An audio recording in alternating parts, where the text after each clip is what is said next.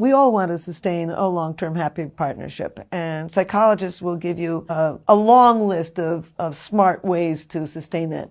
But I'd like to say what the brain can add. I studied the brain. And the first thing that you want to do is sustain the 3 basic brain systems for mating and reproduction. Sex drive, have sex with the partner. Have sex regularly with the partner. If you don't have time, schedule the time to have sex with the partner. Because when you have sex with a partner, you're driving up the testosterone system, so you're going to want to have more sex.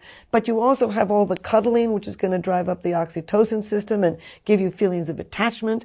And having sex with a person, any kind of stimulation of the genitals drives up the dopamine system and can sustain feelings of romantic love. And of course, there can be good jokes about it and relaxation about it that is good for the body and the mind. So have sex with a person and sustain that brain system of the sex drive. To sustain feelings of intense romantic love, do novel things together. Novelty drives up the dopamine system and can sustain feelings of romantic love. And this isn't just in the bedroom. Just go to a different restaurant on Friday night. Take your bicycle instead of a car.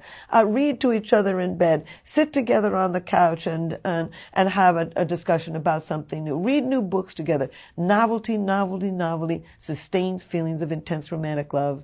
You also want to sustain feelings of deep attachment. And to do that, you have to just stay in touch. Learn to sleep in the person's arm, at least start that way. Cuddle after dinner. Walk arm in arm down the street. Hold hands together.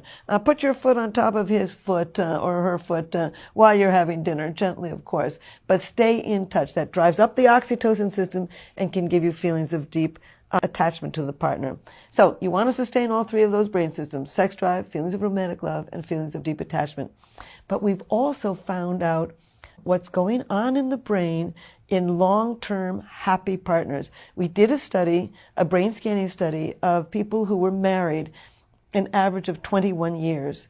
And those people who were married an average of 21 years, who were still madly in love with their partner, showed activity in 3 brain regions. A brain region linked with empathy, a brain region linked with controlling your own emotions, and a brain region linked with what we call positive illusions, the simple ability, but sometimes hard, to overlook what you don't like about somebody and then focus on what you do. So last but not least, we've now known that if you say several nice things to your partner every day. I would suggest 5, but if you can only pull off 2 or 3, whatever, say nice things to your partner.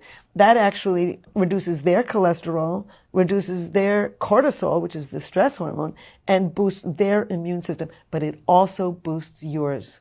So what the brain says about a happy long-term partnership is overlook what you don't like and focus on what you do. Express empathy for the partner. Control your own emotions. Have sex with the partner. Do novel things together. Stay in touch and say several nice things every day. Your brain will help you sustain a long-term deep attachment. We're built to love.